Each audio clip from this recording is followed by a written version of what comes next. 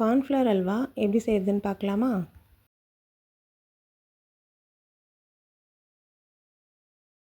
பவுலில் 1 cup cornflour add பண்ணிவிட்டு கூடவே 2 கப் தண்ணி ஆட் பண்ணி நல்லா மிக்ஸ் பண்ணி விட்டுருங்க.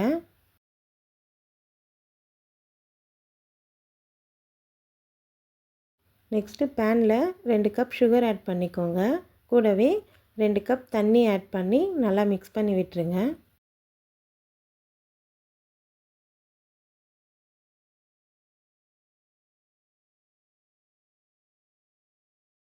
சுகர் நல்லா மிக்ஸ் ஆகி நல்லா கரைஞ்சி இந்த மாதிரி கொதிச்சதுக்கப்புறம் கார்ன்ஃப்ளவரை திரும்ப ஒரு வாட்டி மிக்ஸ் பண்ணிவிட்டு அதில் ஆட் பண்ணிக்கோங்க கட்டி இல்லாமல். நல்லா மிக்ஸ் பண்ணி விட்டுட்டே இருந்தீங்கன்னா இந்த மாதிரி திக்கானதுக்கப்புறம் கீ ஆட் பண்ணிக்கோங்க.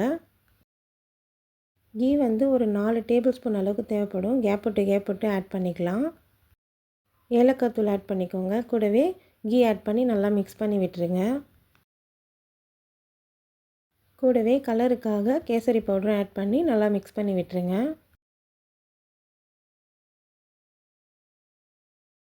முந்திரியும் ஆட் பண்ணி நல்லா மிக்ஸ் பண்ணி விட்டுருங்க.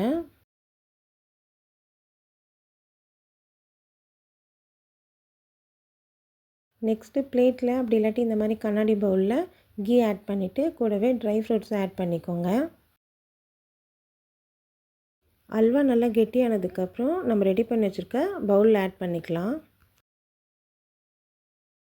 1 ஹவர் அப்படியே விட்டுருங்க. ஆறுனதுக்கப்புறம் நம்ம கட் பண்ணி எடுத்துக்கலாம்.